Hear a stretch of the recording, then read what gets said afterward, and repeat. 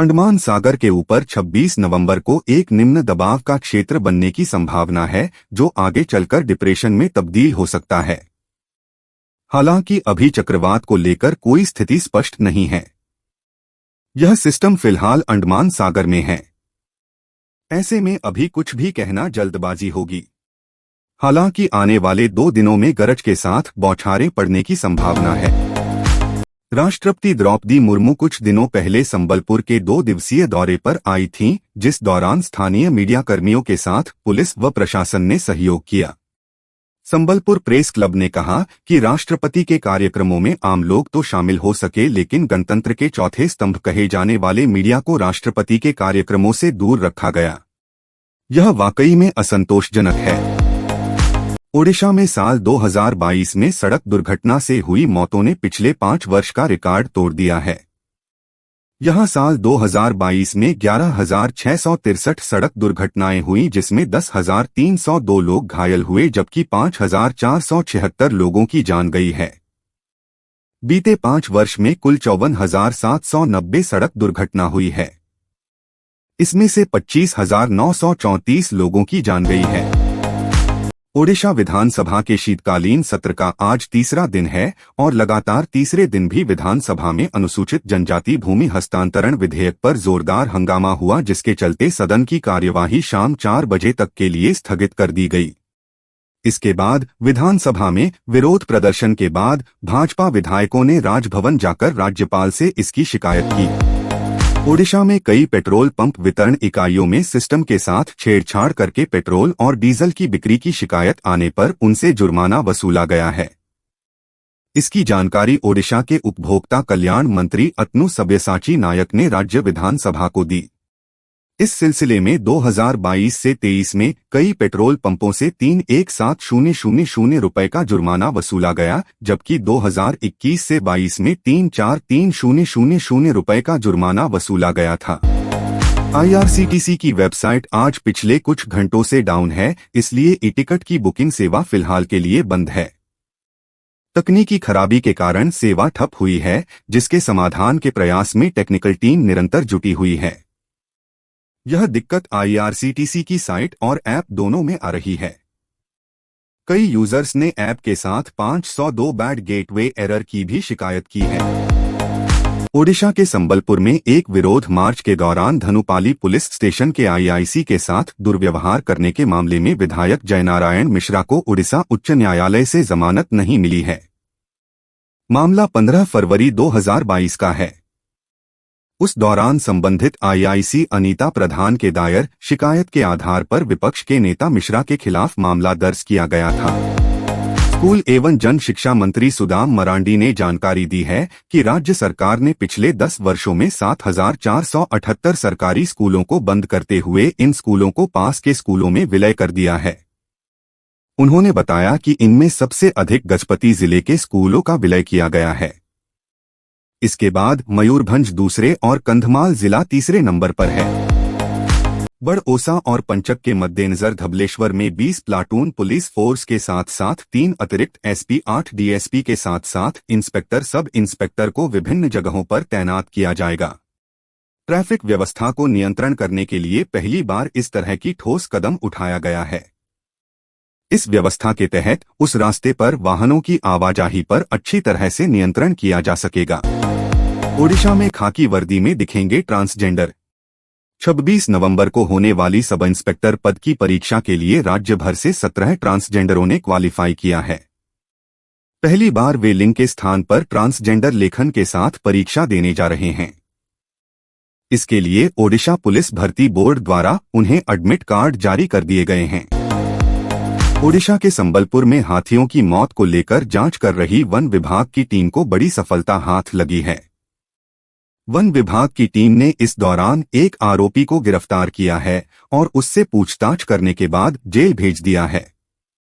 आरोप है कि उस आरोपी ने पशुओं का शिकार करने के लिए बिजली तार बिछाया था। राजस्थान इलेक्शन 2023 राजस्थान के देवगढ़ में विशाल जनसभा को संबोधित करते हुए पीएम मोदी ने सचिन पायलट का नाम लेकर कांग्रेस पर हमला बोला। पीएम ने कहा कि कांग्रेस पार्टी के आलाकमान अपने सामने किसी को कुछ नहीं मानते। उन्होंने कहा कि गुर्जर समाज से सचिन को भी उन्होंने चुनाव जीतने के बाद दूध से मक्खी की तरह बाहर कर दिया। एआईएमआईएम अध्यक्ष असदुद्दीन ओवैसी के भाई अकबरुद्दीन ओवैसी के पुलिस अधिकारी को धमकाने पर हेमंत शर्मा ने पलटवार किया है। असम के सीएम ने कहा कि अगर ये मामला असम का होता तो 5 मिनट के भीतर सुलझा लिया गया होता। शर्मा ने कहा कि अगर खुलेआम पुलिस को धमकी दी जा रही है तो लोगों को भी खतरा महसूस होगा ही। राजस्थान में 25 नवंबर को विधानसभा चुनाव होने हैं। उससे पहले आज राजस्थान में प्रचार का आखिरी दिन है, जिसके चलते आज केंद्रीय गृह मंत्री अमित शाह जयपुर में एक प्रेस कॉन्फ्रेंस को संबोधित कर रहे हैं। अपनी प्रेस कॉन्फ्रेंस के दौरान अमित शाह ने राजस्थान के मुख्यमंत्री अशोक गहलोत और उनकी सरकार पर जमकर निशाना साधा। राजस्थान में विधानसभा चुनाव के लिए प्रचार गुरुवार शाम को थम जाएगा। राजस्थान में 25 नवंबर को मतदान होगा और नतीजे 3 दिसंबर को घोषित किए जाएंगे। एक बयान में मुख्य निर्वाचन अधिकारी प्रवीण गुप्ता ने कहा कि राजस्थान विधानसभा चुनाव के लिए प्रचार गुरुवार शाम 6 बजे समाप्त हो जाएगा और उसके बाद कोई सार्वजनिक बैठक या जुलूस आयोजित नहीं किया जा सकेगा। राजस्थान में सभी विधानसभा सीटों पर 25 नवंबर को वोटिंग होनी है। साल 1985 के विधानसभा का प्रचार अभियान जारी था। इस बीच पुलिस ने 7 बार निर्दलीय विधायक रहे और एक नेता की गोली मारकर हत्या कर दी थी।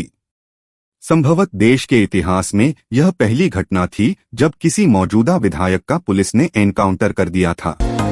एमपी इलेक्शन रिजल्ट 2023 भाजपा समर्थकों को मतदान से रोकने के लिए जानबूझकर मतदान प्रक्रिया धीमी की गई। यह आरोप भाजपा के प्रतिनिधिमंडल ने मुख्य निर्वाचन पदाधिकारी कार्यालय को सौंपे ज्ञापन में की है। ईवीएम मशीन को लौट रहे मतदान दल को कांग्रेस उम्मीदवार और उनके सहयोगियों ने अपने गृह ग्राम खुदिया के चौराहे पर घेर कर रोका। उन्हें धमकाया गया था। भाजपा ने बुधवार को कहा कि विदेशी राजनयिकों का 5 सदस्यीय प्रतिनिधिमंडल नवंबर के 22 से 23 को जयपुर का दौरा करेगा और भाजपा के चुनाव प्रचार अभियान का प्रत्यक्ष अनुभव हासिल करेगा। भाजपा के 42वें स्थापना दिवस पर पार्टी के राष्ट्रीय अध्यक्ष जेपी नड्डा द्वारा शुरू की गई भाजपा को जानो पहल के तहत विदेशी राजनयिकों का दौरा होने वाला है। तृणमूल कांग्रेस सांसद महुआ मोइत्रा के कैश फॉर क्वोरी मामले के बाद गुरुवार को लोकसभा सचिवालय ने सांसदों को बड़ी नसीहत देते हुए गोपनीयता को लेकर मौजूदा नियमों को एक बार फिर से दोहराया है। लोकसभा सचिवालय ने प्रश्नकाल के दौरान सांसदों को सरकार के जवाबों की गोपनीयता को बरकरार रखने की सलाह दी और कहा कि सांसद अपने पोर्टल का इस्तेमाल महज अपने विशेष उपयोग के लिए करें। मौसम का मिजाज लगातार बदलता रहता है और इसी मिजाज को मौसम विभाग लगातार ट्रैक करता रहता है। बता दें कि बेमौसम बारिश की वजह से आज भूस्खलन की घटना भी दर्ज की गई, जिसकी वजह से कई पेड़ टूट गए और यातायात बाधित हो गया। हालांकि मौसम विज्ञानी का कहना है कि यदि कोई बदलाव होता है तो हम निगरानी करना जारी रखेंगे और आगे की जानकारी दी जाएगी। सर्दियों में सेहतमंद रहने के लिए हेल्दी डाइट बेहद जरूरी है। इस मौसम में लोग कई ऐसे फूड्स खाते हैं तो उन्हें ठंड से बचाकर हेल्दी बनाते हैं। मूंगफली इन्हीं में से एक है जिसे सर्दियों में खाने के ढेरों फायदे हैं। हाल ही में न्यूट्रिशनिस्ट लवनीत बत्रा ने भी इसके कई फायदे सोशल मीडिया के जरिए शेयर किए। युजवेंद्र चहल विजय हजारे ट्रॉफी में हरियाणा की तरफ से खेल रहे हैं, जहां हरियाणा बनाम उत्तराखंड के मुकाबले में उन्होंने गेंदबाजी करते हुए अकेले के दम पर आधी से ज्यादा टीम को चलता किया। उन्होंने शानदार गेंदबाजी के दम पर उत्तराखंड को 47.4 ओवर में 207 रनों पर समेट दिया। युजवेंद्र चहल ने मैच में 10 ओवर में कुल 26 रन लुटाए और 6 विकेट झटके। विजय हजारे ट्रॉफी 2023 में मयंक अग्रवाल ने अहमदाबाद के Sardar Patel stadium B ground में जम्मू कश्मीर के खिलाफ 133 गेंद पर 11 चौकों और 8 छक्कों की मदद से 157 रन की ठोके। वहीं दीपक हुड्डा ने चंडीगढ़ के सेक्टर 16 स्टेडियम में अरुणाचल प्रदेश के खिलाफ 103 गेंद पर 15 चौकों और 2 छक्कों की मदद से 114 रन बनाए। वर्ल्ड कप खत्म होने के बाद भारत और ऑस्ट्रेलिया के बीच 5-0 मैचों सीरीज खेली जाएगी। पहला मैच 23 नवंबर को विशाखापत्तनम में खेला जाएगा। भारतीय टीम में सीनियर खिलाड़ियों को आराम दिया गया है। चोटिल हार्दिक पांड्या की जगह सूर्य कुमार को कप्तान बनाया गया है। बुधवार के मैच से पहले प्रेस कॉन्फ्रेंस आयोजित की गई। इस प्रेस कॉन्फ्रेंस में मात्र 2 पत्रकार पहुंचे। बिग बॉस 17 के घर में अंकिता लोखंडे की मुनव्वर फारूकी से उनकी अच्छी दोस्ती है। वहीं दूसरी तरफ मनारा चोपड़ा की भी कॉमेडियन से बनती है। हालांकि अंकिता और मनारा की आपस में अक्सर अनबन होती रहती है। इस बीच अब दोनों एक्ट्रेसेस ने मिलकर मुनव्वर फारूकी की बॉडी शेमिंग की। एनिमल रणबीर कपूर की मोस्ट अवेटेड फिल्म एनिमल का ट्रेलर आज 23 नवंबर को जारी कर दिया गया है। हर कोई उनके इस ट्रेलर की जमकर तारीफ कर रहा है। फैंस के तो ट्रेलर देखने के बाद रोंगटे खड़े हो गए हैं। अब हाल ही में रणबीर कपूर ने ट्रेलर लॉन्च के दौरान दिवंगत पिता ऋषि कपूर को याद किया और साथ ही अपने किरदार को लेकर भी बात की। साउथ सिनेमा के मशहूर अभिनेता नागा चैतन्य फिल्मों में अपने अभिनय का कमाल दिखाने के बाद अब डिजिटल की दुनिया में कदम रखने जा रहे हैं। वो सुपरनैचुरल सीरीज दूथा के साथ OTT पर डेब्यू करने जा रहे हैं। अब आज यानी गुरुवार को दूथा का मोस्ट अवेटेड ट्रेलर मेकर्स ने रिलीज कर दिया है। कॉफी विद करण में होस्ट करण जौहर अपने रैपिड फायर राउंड के लिए जाने जाते हैं। सिद्धार्थ और वरुण के साथ भी उन्होंने इस राउंड में कई सवाल पूछे। रैपिड फायर में होस्ट अक्सर सेलेब्स के मन की बात बाहर निकलवाते हैं। करण जौहर ने सिद्धार्थ से भी एक दिलचस्प सवाल पूछा।